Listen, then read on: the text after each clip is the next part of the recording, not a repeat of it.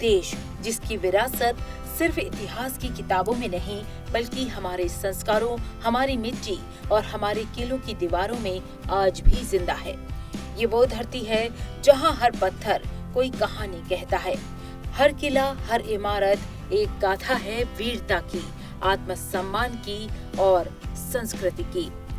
इन्हीं अमिट गाथाओं में से एक है मराठा साम्राज्य, एक ऐसा साम्राज्य जिसने सिर्फ तलवार से नहीं बल्कि अपने नीति, न्याय और निष्ठा से लोगों का दिल जीता। मराठा साम्राज्य एक ऐसा साम्राज्य जो किसी भी अन्याय के सामने कभी नहीं झुका, जिसने अपने पराक्रम से मुगलों, निजामों और यूरोपीय शक्तियों को भी चुनौती दी और आज दुनिया ने भी इस महान इतिहास को सलाम किया है।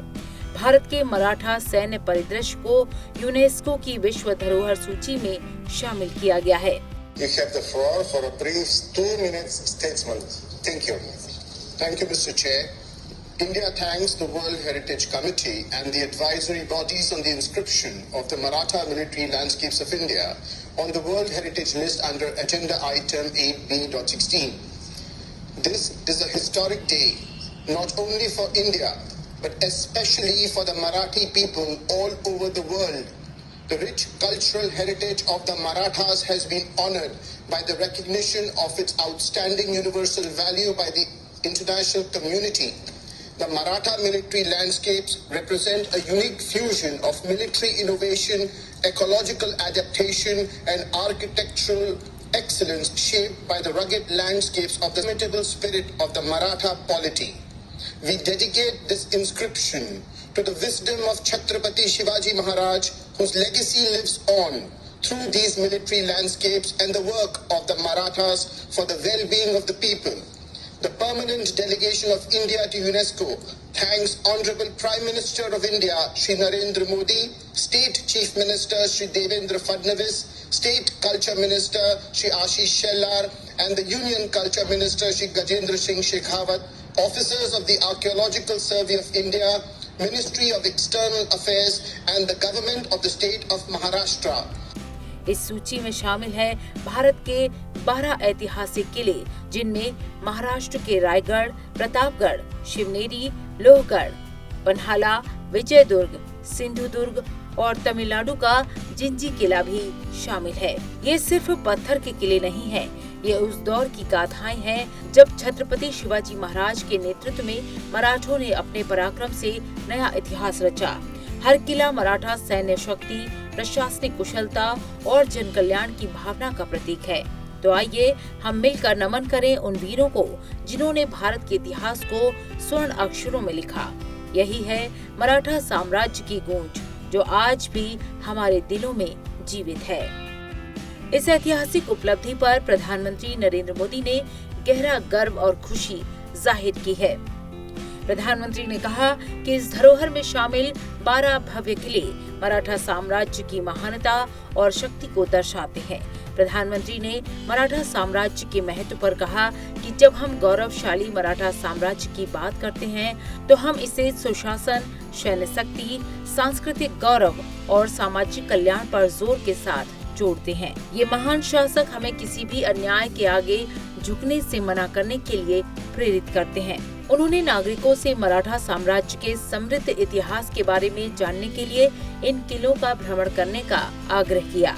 प्रधानमंत्री ने 2014 में रायगढ़ जिले की अपनी यात्रा की यादें साझा की और एक तस्वीर भी साझा की जिसमें उन्होंने छत्रपति शिवाजी महाराज को श्रद्धांजलि अर्पित की।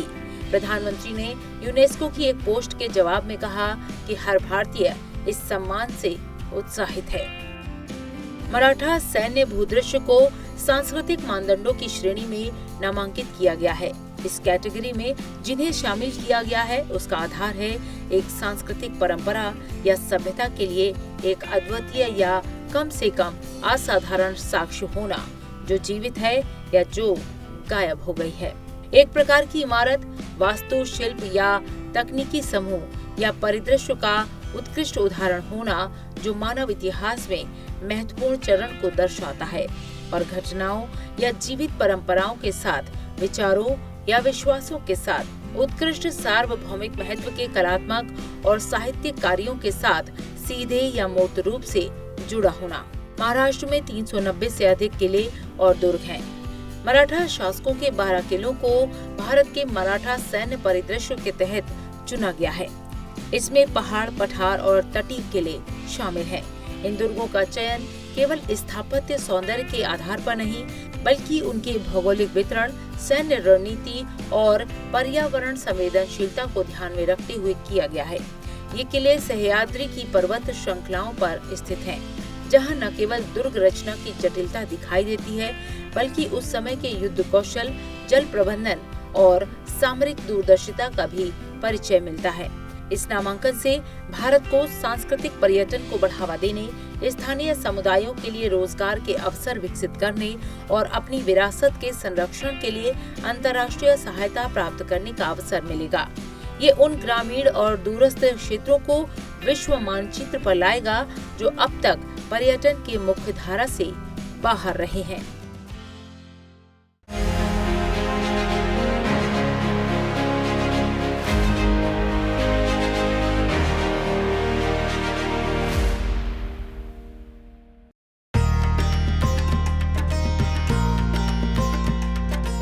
भारत की सांस्कृतिक और ऐतिहासिक धरोहरों की सूची में एक और सुनहरा अध्याय जुड़ गया है।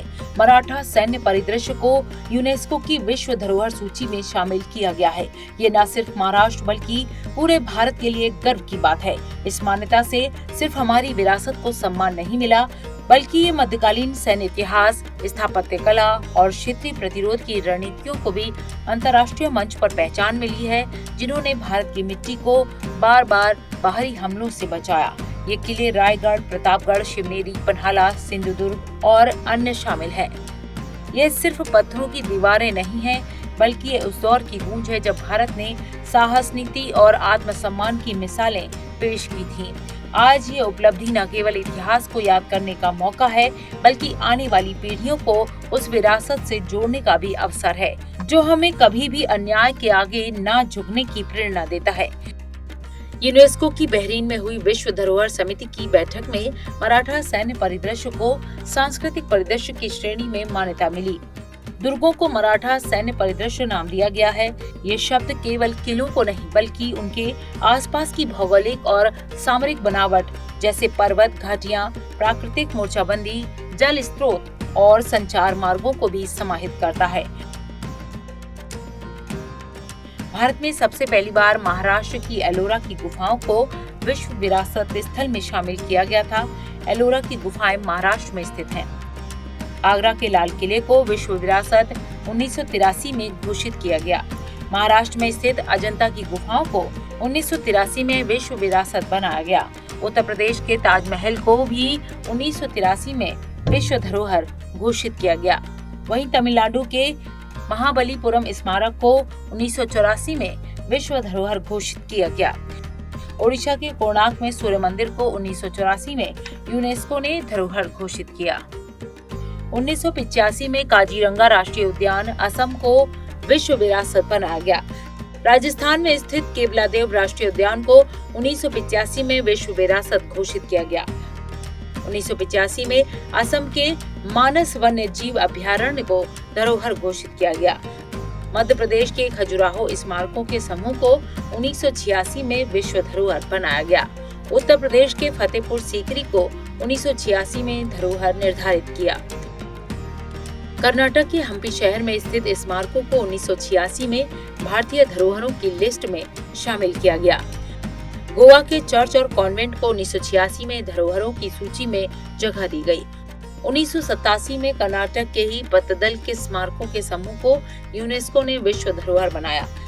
महाराष्ट्र के एलिफेंटा गुफाओं को 1987 में विश्व धरोहर घोषित किया गया। सुंदरवन राष्ट्रीय उद्यान पश्चिम बंगाल को 1987 में विरासत बनाया गया। तमिलनाडु के चोल मंदिर को 1987 में विश्व धरोहर घोषित किया गया। उत्तराखंड की नंदा देवी और फूलों की घाटी राष्ट्रीय उद्यान को यूनेस्को ने विश्व धरोहर की सूची में शामिल किया। मध्य प्रदेश के सांची के बौद्ध स्मारक को 1989 में विश्व धरोहर बनाया गया। दिल्ली का हुमायूं का मकबरा भी विश्व धरोहर है। 1993 में दिल्ली के कुतुब मीनार और स्मारक को विश्व विरासत घोषित किया गया। 1999 में भारत के पर्वतीय रेलवे विभिन्न भारतीय राज्य को विश्व धरोहर की लिस्ट में शामिल किया गया। बिहार के बोधगया में महाबोधि मंदिर परिसर को साल 2002 में विश्व विरासत घोषित किया गया। मध्य प्रदेश की भीमबेटका को साल 2003 में विश्व धरोहर बनाया गया। गुजरात के चंपानेर पावागढ़ पुरातत्व पार्क को विरासत की लिस्ट में शामिल किया गया। महाराष्ट्र के छत्रपति शिवाजी टर्मिनल को साल 2004 में विश्व विरासत बनाया गया। दिल्ली के लाल किला परिसर को 2007 में विश्व धरोहर बनाया गया। राजस्थान के जयपुर में जंतर मंतर को साल 2010 में विश्व धरोहर बना दिया गया। पश्चिमी घाट को 2012 में विरासत बना दिया गया। राजस्थान के पहाड़ी किले को भारत की विश्व विख्यात विरासत का हिस्सा बनाया गया। गुजरात के पाटन में रानी की बावड़ी को साल 2014 में विश्व विरासत स्थल में जोड़ा गया। हिमाचल प्रदेश के ग्रेट हिमालयन राष्ट्रीय उद्यान को साल 2014 में विश्व धरोहर बनाया गया। 2016 में चंडीगढ़ के कैपेट कॉम्प्लेक्स को विश्व विरासत बनाया गया। सिक्किम के कंचनजंगा राष्ट्रीय उद्यान को साल 2016 में विश्व विरासत की लिस्ट में शामिल किया गया। बिहार के नालंदा महाविहार के पुरातत्व स्थल को विश्व धरोहर बनाया गया। गुजरात के अहमदाबाद को ऐतिहासिक शहर की विश्व विरासत स्थलों की लिस्ट में शामिल किया गया। साल 2018 में महाराष्ट्र के मुंबई में स्थित विक्टोरियन गोथिक को धरोहर बना दिया गया। राजस्थान का जयपुर शहर विश्व विरासत है। तेलंगाना के कालेश्वर मंदिर को 2021 में विश्व विरासत की लिस्ट में शामिल किया गया। गुजरात के धोलावीरा को साल 2021 में विश्व धरोहर स्थलों में शामिल किया गया। पश्चिम बंगाल का शांति निकेतन एक सांस्कृतिक विश्व धरोहर है, जिसे यूनेस्को ने 2023 में विरासतों की लिस्ट में शामिल किया। कर्नाटक के होयसल के पवित्र समूह को विश्व धरोहर स्थल 2023 में घोषित किया गया। 2024 में असम राज्य में स्थित अहोम राजवंश का टीला मोइदम को यूनेस्को ने विश्व धरोहर घोषित किया। वर्तमान में भारत में 44 विश्व धरोहर स्थल हैं, जिनमें से 36 सांस्कृतिक स्थल और 7 प्राकृतिक स्थल हैं, जबकि एक मिश्रित स्थल है। महाराष्ट्र में 6 विश्व धरोहर स्थल हैं, जिनमें से 5 सांस्कृतिक और 1 प्राकृतिक है। इसमें अजंता गुफाएं, एलोरा गुफाएं, एलिफेंटा गुफाएं, छत्रपति शिवाजी महाराज टर्मिनल, जिसे पहले विक्टोरिया टर्मिनल के नाम से जाना जाता था, मुंबई के विक्टोरियन गोथिक और आर्ट डेको एसेंबल्स और पश्चिमी घाट प्राकृतिक श्रेणी में शामिल हैं।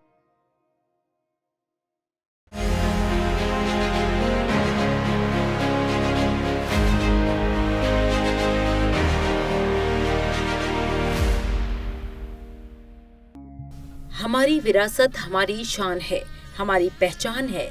भारत की समृद्ध सांस्कृतिक विरासत को एक और ऐतिहासिक पहचान मिली है। 2024 में भारत के लिए गर्व का क्षण तब आया जब असम के चराईदेव मोइदाम को यूनेस्को की विश्व धरोहर सूची में शामिल किया गया। ये भारत का 43वां विश्व धरोहर स्थल है जो हमारी सांस्कृतिक विरासत की श्रेणी में शामिल हुआ है। चराईदेव मोइदाम अहोम राजवंश की वह पवित्र भूमि है जहां इस शक्तिशाली वंश के शासकों और उनके परिजनों के नश्वर अवशेषों को सम्मान पूर्वक दफनाया गया था। 13वीं से 19वीं सदी तक असम पर शासन करने वाले अहोम राजवंश की ये परंपरा भारत के इतिहास में एक अद्वितीय स्थान रखती है। चराईदेव मोइदाम को अक्सर असम का पिरामिड भी कहा जाता है। ये न सिर्फ एक धार्मिक और सांस्कृतिक स्थल है, बल्कि भारत की स्थानीय परंपराओं और श्रद्धा का भी प्रतीक है। यूनेस्को की इस मान्यता ने दुनिया को एक बार फिर ये दिखा दिया कि भारत की विरासत विविध, गहरी और गौरवपूर्ण है। ताई अहोम राजवंश ने 12वीं से 18वीं शताब्दी तक ब्रह्मपुत्र नदी घाटी के विभिन्न भागों में अपनी राजधानी स्थापित की। उनमें से सबसे अधिक पवित्र स्थल चराईदेव था, जहां ताई अहोम ने पाटकाई पर्वतमाला की तलहटी में स्थित चौलुंग स्यूकाफा के अधीन अपनी पहली राजधानी स्थापित की थी। ये पवित्र स्थल, जिसे चिराई दोई या चेताम दोई के नाम से जाना जाता है, ऐसे अनुष्ठानों के साथ पवित्र किए गए थे जो ताई अहोम की गहरी आध्यात्मिक मान्यताओं को दर्शाते हैं। सदियों से चराईदेव का एक टीला शवागार के रूप में अपना महत्व बनाए रखा है। ताई अहोम लोगों का मानना था कि उनके राजा दिव्य थे, जिसके कारण एक अनूठी अंत्येष्टि परंपरा की स्थापना हुई। राजवंश के सदस्यों ने नश्वर अवशेषों को दफनाने के लिए मोइदाम या गुंबददार टीलों का निर्माण किया। ये परंपरा 600 वर्षों से चली आ रही है, जिसमें विभिन्न सामग्रियों का उपयोग किया गया और समय के साथ वास्तुकला की तकनीकें विकसित होती रहीं। शुरुआत में लकड़ी और बाद में पत्थर और पकी हुई ईंटों का इस्तेमाल करके मोइदाम का निर्माण किया गया। ये एक सावधानी पूर्वक की जाने वाली प्रक्रिया थी, जिसका विवरण चांगरुंग फुकन में दिया गया है, जो अहोमों का एक प्रमाणिक ग्रंथ है। शाही दाह संस्कार से जुड़ी रस्में बहुत भव्यता के साथ आयोजित की जाती थी। मोइदाम में विशेष गुंबददार कक्ष होता है, जो प्रायः 2 मंजिलों के होते हैं, जिन तक मोहराबदार मार्गों से पहुंचा जा सकता है। कक्षों के बीच में उभरे स्थान बने हुए थे, जहां मृतकों को उनके शाही चिन्हों, हथियारों और निजी सामानों के साथ दफनाया जाता था। इन टीलों के निर्माण में ईंटों, मिट्टी और वनस्पतियों की परतों का भी इस्तेमाल किया गया है, जिससे यहाँ का परिदृश्य सुंदर पहाड़ियों में बदल गया।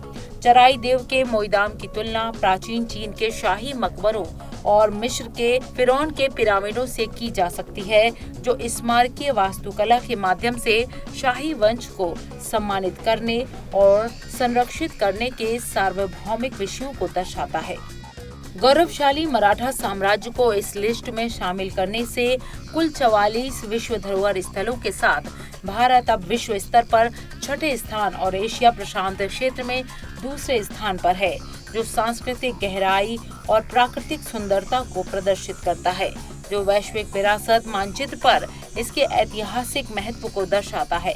भारत के 62 स्थल विश्व धरोहर की अस्थायी सूची में भी हैं, जो भविष्य में किसी भी स्थल को विश्व धरोहर संपत्ति के रूप में माने जाने के लिए एक अनिवार्य सीमा है। प्रत्येक वर्ष प्रत्येक देश विश्व धरोहर सूची में शामिल करने के लिए विश्व धरोहर समिति के विचारार्थ केवल एक स्थल का प्रस्ताव कर सकता है। भारत सरकार की ओर से भारतीय पुरातत्व सर्वेक्षण देश में विश्व धरोहर से संबंधित सभी मामलों की नोडल एजेंसी है। वहीं यूनेस्को संयुक्त राष्ट्र का संगठन है, जो विश्व भर में शांति को बढ़ावा देने के लिए शिक्षा, विज्ञान, संस्कृति और संचार में सहयोग को बढ़ावा देता है। संगठन अपने सदस्य देशों के लिए प्रमुख सेवाएं प्रदान करता है, वैश्विक मानदंड और मानक निर्धारित करता है और अपनी सूचियों में अंकित स्थलों और संस्थानों के वैश्विक नेटवर्क का निर्माण करता है।